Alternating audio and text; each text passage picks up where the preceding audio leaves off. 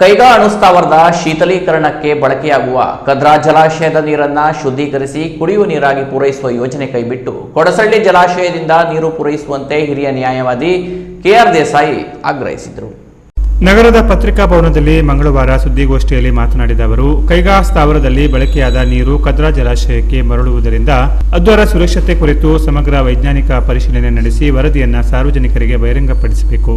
Recycle ಹಾಗೂ filter ಮಾಡುವುದರಿಂದ ವಿಕಿರಣಶೀಲ ಅಂಶಗಳನ್ನು ಸಂಪೂರ್ಣವಾಗಿ ನಿವಾರಿಸಲು ಸಾಧ್ಯವೇ ಎಂಬುದರ ಬಗ್ಗೆ ಸ್ಪಷ್ಟತೆ ಅಗತ್ಯವಿದೆ ಎಂದರು. ಕೇಂದ್ರ ಪರಿಸರ ಸಚಿವಾಲಯದ ಷರತ್ತಿನಂತೆ ಕದ್ರಾಕ್ಕೆ ಹೊರಬಿಡುವ ನೀರಿನ ಉಷ್ಣತೆಯ ವ್ಯತ್ಯಾಸ 5 ಡಿಗ್ರಿ ಸೆಲ್ಸಿಯಸ್ ಮೀರಬಾರದು.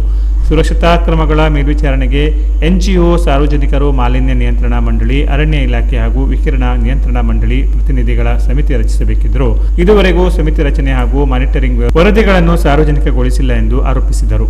ಕೈಗಾ ಯೋಜನೆ ಜಾರಿಯಾಗುವಾಗ ಅಣುಶಕ್ತಿ ಆಯೋಗದ ಅಂದಿನ ಅಧ್ಯಕ್ಷ ರಾಜಾರಾಮ್ ಅವರು ಕಾರವಾರದ ಅಭಿವೃದ್ಧಿಗೆ 200 ಕೋಟಿ ನೀಡುವುದಾಗಿ ಭರವಸೆ ನೀಡಿದ್ದರೂ ಇಂದುವರೆಗೆ ಹಣ ಬಿಡುಗಡೆಯಾಗಿಲ್ಲ. ಕದ್ರಾ ನೀರು ಪೂರೈಕೆ ನಿಲ್ಲಿಸದಿದ್ದರೆ ಹೋರಾಟ ಹಾಗೂ ಕಾನೂನು ಕ್ರಮ ಕೈಗೊಳ್ಳುವುದಾಗಿ ದೇಸಾಯಿ ಎಚ್ಚರಿಸಿದರು.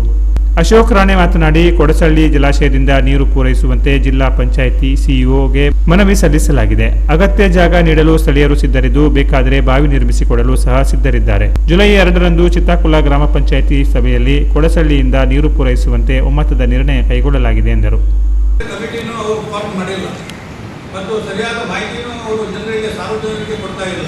ಅಟ್ಲೀಸ್ಟ್ ಅವರು ಪತ್ರಕ್ಕೆ ಸಹ ರಿಲೀಸ್ ಮಾಡ್ಬೋದಿತ್ತು. ಈ ಬಗ್ಗೆ ಅವರು ಎಷ್ಟು ಮಟ್ಟಿಗೆ ಅದನ್ನು ಮಾಡ್ತಾ ಇದ್ದಾರೆ, ರೇಡಿಯೇಷನ್ ಎಷ್ಟಿದೆ ಅಲ್ಲಿ, ಅಥವಾ ಈವರೆಗೆ ಮಾಡಿದಂಥ ಮಾನಿಟರ್ ಮಾಡಿದಾಗ ಎಷ್ಟು ರೇಡಿಯೇಷನ್ ಮತ್ತು ಅದು ಸೆಂಟಿಗ್ರೇಡ್ ಏನಿದೆ ಲಿಮಿಟೇಷನ್ ಇದೆ ಅಲ್ಲಿವರೆಗೆ ಇದೆಯೋ ಇಲ್ಲ ಅನ್ನೋದನ್ನು ಅವರು ತಿಳಿಸ್ಬೇಕಿತ್ತು. ಪಬ್ಲಿಕ್ಕಿಗೆ ತಿಳಿಸುವುದು ಅವ್ರ ಜವಾಬ್ದಾರಿ. ಯಾಕಂದರೆ ಅವರು ಜೀವದ ಜೊತೆಗೆ ಆಟ ಆಡಲಿಕ್ಕೆ ಸಾಧ್ಯ ಇಲ್ಲ. ನೀರನ್ನು ಡ್ಯಾಮ್ ಹೊರಭಾಗಕ್ಕೆ ಬಿಡುವುದಕ್ಕೆ ಏನಾದರೂ ಅವಕಾಶ ಇದೆಯಾ?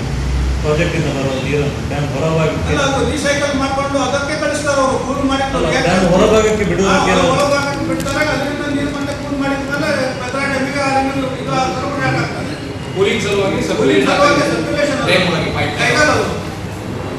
ಡ್ಯಾಮ್ ಒಂದು ರಿಯಾಕ್ಟರ್ಸ್ಗಳನ್ನು ಕೂಲ್ ಮಾಡಲಿಕ್ಕೆ ಅವರಿಗೆ ವ್ಯವಸ್ಥೆ ಮಾಡಿಕೊಟ್ಟಿದ್ದಾರೆ. ಅದಕ್ಕಾಗಿ ಕದ್ರಾ ಡ್ಯಾಮ್ ಅವರು ಅದನ್ನು ರಿಸೋರ್ಸಸ್ ಮಾಡಿಟ್ಟಿದ್ದಾರೆ. ಅದರ ನಂತರ ಮಾಡೋದಾದರೆ ಒಂದು ವೇಳೆ ರೇಡಿಯೇಷನ್ ಮಾಡಿದ್ದು ಅದನ್ನು ಫಿಲ್ಟರ್ ಮಾಡಲಿಕ್ಕೆ ಬರುವುದಿಲ್ಲ, ಸಾಧ್ಯನೇ ಇಲ್ಲ. Radiation activities beyond the control of anybody. ಹಾಗಾಗಿ ಅವರು ಮಾನವ ಜನರ ಪ್ರಾಣಕ್ಕೆ ಅಪಾಯ ಆಗುವಂಥ ಈ ರೀತಿಯ ಯೋಜನೆಯನ್ನು ಮಾಡಬಾರ್ದು. ಯೋಜನೆ ಸರ್ಕಾರದಿಂದ ಒಳ್ಳೆಯ ರೀತಿಯಿಂದ ಮಾಡ್ತಾ ಇದ್ದಾರೆ, ಅದರ ಬಗ್ಗೆ ಪ್ರಶ್ನೆ ಇಲ್ಲ. ಆದರೆ ಪ್ರಶ್ನೆ ಏನಿದೆ, ಇವರು ಜೀವಕ್ಕೆ ಹಾನಿಗಾಗುವಂಥ ಕದ್ರಾ ಡ್ಯಾಮಿನಿಂದ ಬಿಟ್ಟರೆ ನಾಳೆ ಅದಕ್ಕೆ ಜವಾಬ್ದಾರಿ ಯಾರು? ಬೇರೆ ಬೇರೆ ರೋಗ, ಕ್ಯಾನ್ಸರು, ಅಲ್ಸರು ಎಲ್ಲ ಯಾವ ರೀತಿ ರೋಗಗಳು ಆಗ್ಬೋದು. ಅದರಿಂದ ಮೇಲಾಗಿ ಮನುಷ್ಯ ಸಾಯಬಹುದು. ಇಂಥ ಪರಿಸ್ಥಿತಿಯಲ್ಲಿ ಅವರು ಜವಾಬ್ದಾರಿಯುತ ಅಧಿಕಾರಿಗಳು ಅದನ್ನು ನೋಡಬೇಡ. ಅಟ್ಲೀಸ್ಟ್ ಗ್ಯಾರಂಟಿಗೆ ಯಾರು ಕೊಡ್ತಾರೆ? ಈಗ ನಾಳೆಗೆ ಆ ನೀರು ಕುಡಿದ್ರೆ ಏನೂ ಆಗುವುದಿಲ್ಲ, ಯಾರಿಗೂ ಜೀವಕ್ಕೆ ಅಪಾಯ ಇಲ್ಲ ಅನ್ನುವಂಥ ಗ್ಯಾರಂಟಿ ಯಾರು ಕೊಟ್ಟಿದ್ದಾರೆ ಈಗ? ಸೊ ಅವರು ಇಂಥ ಪರಿಸ್ಥಿತಿಯಲ್ಲಿ ಕದ್ರಾ ಡ್ಯಾಮ್ ಅದರ ಬಗ್ಗೆ ಎನ್ವೈರ್ಮೆಂಟ್ ಕಂಡೀಷನ್ ನೋಡಿದರೆ ನಾವೆಲ್ಲ ಎದುರ್ಕೊಂಡು ಸಾಯಬೇಕು. ಅಷ್ಟು ಕಂಡೀಷನ್ ಹಾಕಿದ್ದಾರೆ ಅವರಿಗೆ. ಆಲ್ರೆಡಿ ಅದು ಆಕ್ಟಿವ್ ರೇಡಿಯೋ ಆಕ್ಟಿವಿಟಿ ಸ್ಟಾರ್ಟೇ ಇದೆ ಅಲ್ಲಿ. ಅದನ್ನು ಕಂಟ್ರೋಲ್ದಲ್ಲಿ ಇಡಬೇಕು ಅಂತೇಳಿ ಕಂಡೀಷನ್ ಹಾಕಿದ್ದಾರೆ. ಇಲ್ಲೇ ಇದೆ ನೋಡಿ, the temperature differential between condenser water at the discharge point and the ambient temperature of the receiving water body should under no circumstances shall be more than 5 centigrade. ಇದನ್ನು ಮಾನಿಟರ್ ಯಾರು ಮಾಡಿದ್ದಾರೆ? ಯಾವ ವರ್ಷದಿಂದ ಮಾನಿಟರ್ ಆಗಿದೆ? ఎవరికి ಮಾನಿಟರ್ ಮಾಡ್ತಾರೋ ಇಲ್ವೋ? ಇದು nobody can know. Public is allowed to go there. Permission ತಗೊಳ್ಳೋದು ನಿಮ್ಗೆ ಹೋಗ್ಲಿಕ್ಕೆ ಬಿಡುವುದಿಲ್ಲ ಅಲ್ಲಿ ಅವರು. ಅದು ಇದೆಲ್ಲಕ್ಕೆ ಅವರು ಆನ್ಸರ್ ಕೊಡುವುದಿಲ್ಲ. ಅದನ್ನು ಮಾನಿಟರ್ ಯಾರು ಮಾಡೋದು ಒಂದು ಪ್ರಶ್ನೆ. ಹಾಗಾಗಿ ಈ ರೇಡಿಯೋ ಆಕ್ಟಿವಿಟಿ ಇರುವಂತಹ ನೀರನ್ನು ಸಪ್ಲೈ ಮಾಡಿದರೆ ಇದು ಮಾನವ ಜೀವಕ್ಕೆ ಹಾನಿಯಾಗುವಂತಹ ಮುಖ್ಯ ಸಂಭವ ಇದೆ. ಇದರಿಂದ ಜನರು ನಾಳೆ ಬೇರೆ ಬೇರೆ ರೋಗಗಳಿಗೂ